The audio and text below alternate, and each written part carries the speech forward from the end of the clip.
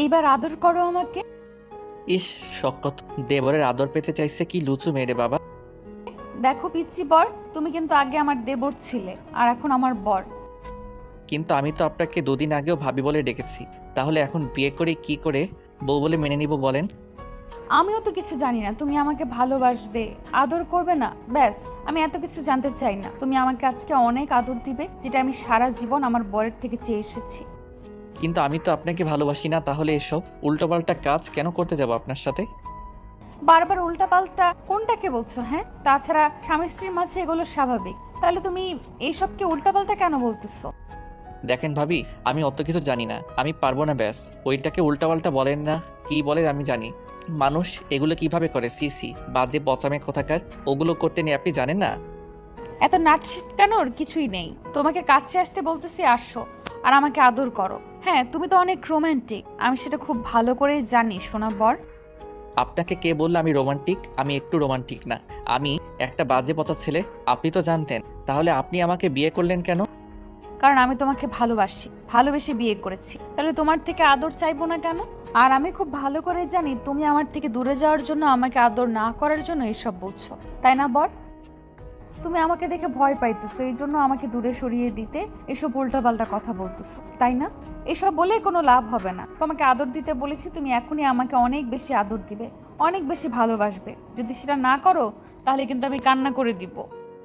কিন্তু ভাবি, আমি তো আপনাকে ভালোবাসি না, তাছাড়া বউ হিসেবে মানি না, বিয়েটাই করতে চাইছিলাম না। তাহলে আপনি জোর করে আমাকে দিয়ে আদর করাবেন কেন? আমি তো আপনাকে বিয়ে করতে চাইনি, তাহলে আপনি বিয়েটা কেন করলেন? আপনি তো জানতেন আমি আপনাকে ভালোবাসতে পারবো না, তারপরও এরকম বিয়ে করে কেন পাগলামি করতেছেন বলেন? বিয়ে আমিও তোমাকে করতে চাইছিলাম না, কিন্তু এই পিচ্চি বরটাকে বিয়ে না করলে কাকে করব? হ্যাঁ, আর তোমার ভাইয়া আমাদের ছেড়ে চলে গেছে, সেটার জন্য কি আমি সারা জীবন এইভাবে থাকবো বলো? আমি তো একটা মেয়ে, তাই না? আমি তো 6টা মাস তোমার ভাইয়াকে ছাড়া আছি। আমার মধ্যে কেমন হয়, কি হয়, আমি সেটা তোমাকে বলে বোঝাতে পারবো না। ভাবি, আপনি না ভাইয়াকে ভালোবাসতেন, তাহলে এখন আবার আমাকে ভালোবাসলেন কি করে? আমি আপনার কাণ্ড দেখে অবাক হয়ে যাচ্ছি। আমি আপনাকে ভালোবাসতে পারবো না, আর আদরও করতে পারবো না। আমি তো আপনাকে বলে দিয়েছিলাম আমি বিয়েটা করতে পারবো না, তাহলে আপনি আমাকে কেন বিয়ে করলেন? জিসান, তুমি খুব ভালো করেই জানো তোমার আব্বু আম্মু আমাকে কত পছন্দ করে, কত বেশি ভালোবাসে। মেয়ে ভাবে আমাকে। যবে থেকে বাসায় এসেছি ওরা আমাকে এত বেশি ভালোবাসা দিয়েছে, যার জন্য ওদের ছেড়ে আমি যেতে পারিনি। আমি চলে যেতে চেয়েছিলাম, কিন্তু আব্বু আম্মু আমাকে বলেছিল ওদের যদি ছেড়ে যায় তাহলে ওরা নিঃস্ব হয়ে যাবে। এখন বলো, যারা আমাকে এত বেশি ভালোবাসে তাদের আমি কি করে ছেড়ে যাই? আপনি তো এখানে এমনিতে থাকলেই পারতেন, তাহলে আমাকে বিয়েটা করার কি দরকার ছিল? আপনি জানতেন না আমি আপনাকে ভাবি বলে ডাকি, আর আমি আপনার দেবর হই। দেবরকে বিয়ে করলে কি করে? আপনি বুঝতে পারতেছেন না? আপনি তো ভাইয়াকে ভালোবাসতেন, তাহলে এখন আবার আমাকে বিয়ে করে আমার থেকে ভালোবাসা চাইতেছেন কেন? তুমি বুঝতে পারতেছো না, তুমি বাচ্চাদের মতো কথা বলতেছো কেন বলো? তুমি কিন্তু অনেকটা ম্যাচিউর। একটা মেয়ে কখনো কোনো পরিচয়হীন ভাবে কোনো বাসাতে থাকতে পারে না। তোমার ভাইয়ার পরিচয় এতদিন আমি ছিলাম, কিন্তু এখন তো তোমার ভাইয়া নেই, তাহলে আমি কার পরিচয় থাকবো বলো? তুমি যদি আমার জায়গায় থাকতে তাহলে তো আমাকে ছেড়ে কখনো যেতে পারতে না। আমি অনেক ভেবেছি, পুরো একটা মাস তোমাকে নিয়ে ভেবেছি, আর বুঝতে পেরেছি যে তুমি যতটুকু আমাকে জানো, আমি যতটুকু তোমাকে চিনি, অন্য কেউ জানতে বা চিনতে পারবে না।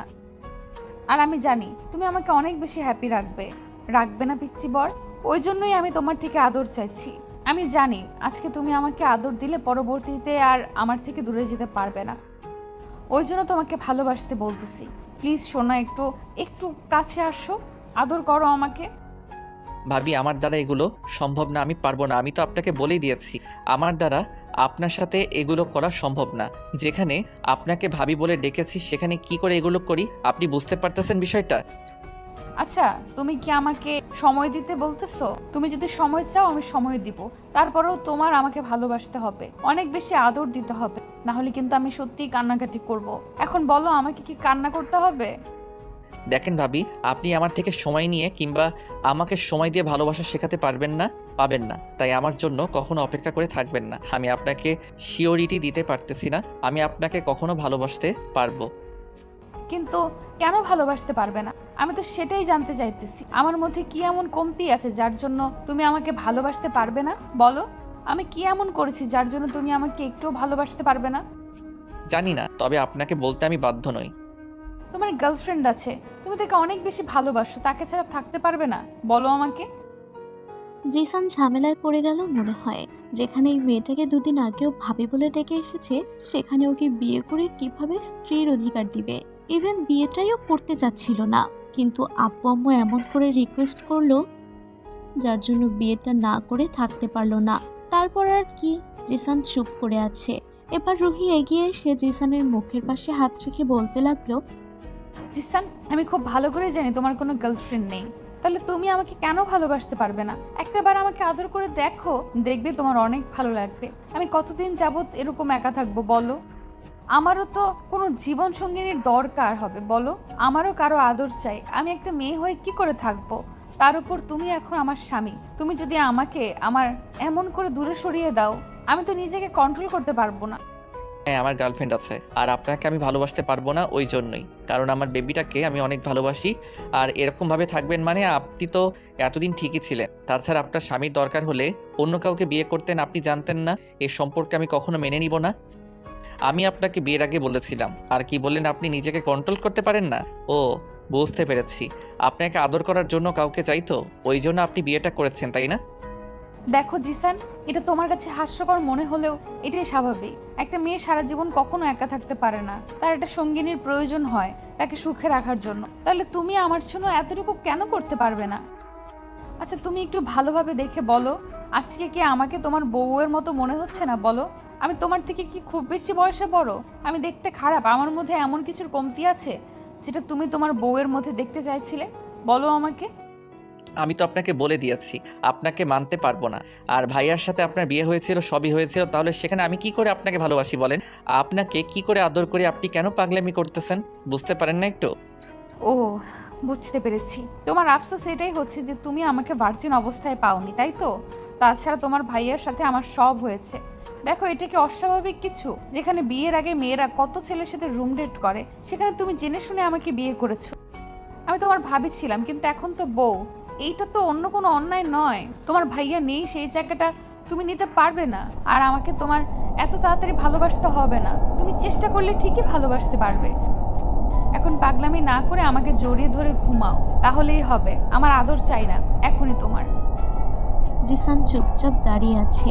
রহি বুঝতে পারলো যে জিসান এত সহজে ওকে ভালোবাসবে না, তাই এগিয়ে এসে ওর মুখের পাশে হাত রাখলো। রুহি জিসানের চোখে চোখ রাখতেই জিসান চোখ জোড়া নামিয়ে নিল। তখন রুহি পাগুলো উঁচু করে জিসানের কপালে একটা কিস করে ওকে আলতো করে জড়িয়ে ধরে ওর বুকে মুখ গুজে দিয়ে ফুপিয়ে কান্না করে উঠলো আর বলতে লাগলো, প্লিজ বাবু, একটু আদর করো আমাকে। আমি বলতেছি না তোমাকে এত তাড়াতাড়ি মেনে নিতে, কিন্তু একটু জড়িয়ে তো ধরতে পারো। এইটাই আমি তোমার ভালোবাসা ভেবে নিব। তুমি আমাকে রোজ রাতে তোমার বুকে মাথা রেখে একটু ঘুম পাড়িয়ে দিও। আমি আর কিচ্ছু চাই না তোমার থেকে। আমি শান্তিতে ঘুমাতে পারি না যবে থেকে তোমার ভাইয়া আমাকে ছেড়ে চলে গেছে। দেখো, আমি কি চেয়েছিলাম আমার সাথে এমনটা হোক, কিন্তু উপরিওয়ালা আমাদের সাথে যেমনটা করতে চান সেটাই হবে। তাহলে তুমি আমাকে কেন মেনে নিতে পারবে না? আমি খুব ভালো করেই জানি তোমার না আছে কোনো গার্লফ্রেন্ড, না আছে কোনো রিলেশন, আর না তুমি কোনো মেয়েকে পছন্দ করো। তাহলে আমাকে একটু ভালোবাসতে সমস্যা কোথায়? একটু চেষ্টা করে দেখো, ঠিক পারবে।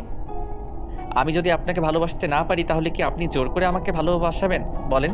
জোর করে শুধু আমার দেহটাই পাবেন, আমার সাথে শারীরিক চাহিদাটা মেটাতে পারবেন, কিন্তু না পাবেন আমার ভালোবাসা। জিসানের এমন দ্বারা কথাতে রুহি ওকে ছেড়ে দিলাম। তারপর ওর থেকে কিছুটা দূরে গিয়ে ফুপিয়ে কান্না শুরু করে দিল আর বলতে লাগলো, সামান্য এই কথাগুলো তুমি এতটা সিরিয়াসভাবে নিয়েছো? বুঝতে পেরেছি, তোমার মনে আমার জন্য কখনো ভালোবাসার সৃষ্টি হবে না। আচ্ছা ঠিক আছে, আমি না হয় তোমার রক্ষিতা হয়ে এই বাসায় থেকে যাব। অন্তত এইটার তো পরিচয় থাকবে যে তুমি আমার স্বামী। দেখো, আমি আব্বু আম্মুর কথাতে তোমাকে মেনে নেওয়ার চেষ্টা করেছিলাম, না হলে আমিও বিয়েতে রাজি ছিলাম না। তুমি সেটুকু বোঝার চেষ্টা করলে না, তুমি উল্টো আমাকে বারবার কষ্টই দিয়ে গেলে। আমি ভেবেছিলাম তুমি হয়তো বিয়ের পর সবটা মেনে নেওয়ার চেষ্টা করবে, তাই তোমাকে জোর করেছিলাম যেন তুমি ভয়ে হলেও আমাকে মেনে নেওয়ার চেষ্টা করো। কিন্তু না, তোমার মধ্যে মন বলতে কিছু নেই। আমি কি এতটাই বাজে যে আমাকে একটুও ভালোবাসা যায় না? জিসান এখন আর কোনো কথা বলছে না। রুহি একটা বালিশ আর চাদর নিয়ে নিচে বিছানা করে শুয়ে পড়ল। জিসান কিছু বলতে যাবে তার আগেই ও বলতে লাগলো, এখন অন্তত বলো না তোমার সাথে বিছানায় শুতে। দেখো, তুমি যেখানে আমাকে কখনো মানতেই পারবে না, সেখানে আমি নিজে থেকে তোমাকে একটা টাচও করতে চাই না। তোমার যদি মনে হয় তুমি আমার সাথে থাকবে না, আমাকে কখনো ভালোবাসতে পারবে না, সেটা বলে দিও। আমি এখান থেকে অনেক দূরে চলে যাব, কারণ বাসায় চলে গেলে তোমার আব্বু আম্মু জোর করে আবার আমাকে এই বাসায় নিয়ে আসবে, আর আমি ওদের কথা কখনোই ফেলতে পারবো না। তাই এখান থেকে অনেক দূরে চলে যাব। বিয়ের পর থেকে রুহি অনেক বেশি আপসেট ছিল। পুরো 6টা মাস কেটে গেল জিসানকে ভালোবাসাটা বোঝাতে। তারপর জিসান ওকে মেনে নিচ্ছিল না। জিসান জানে না রুহিকে কেন ভালোবাসতে পারছে না। এর মাঝেই জিসানের ফ্রেন্ডরা ওকে বারবার বলেছে রুহিকে মেনে নিতে।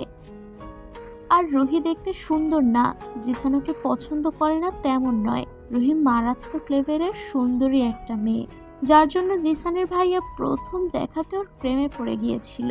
আর বিয়ে হবার পর থেকেই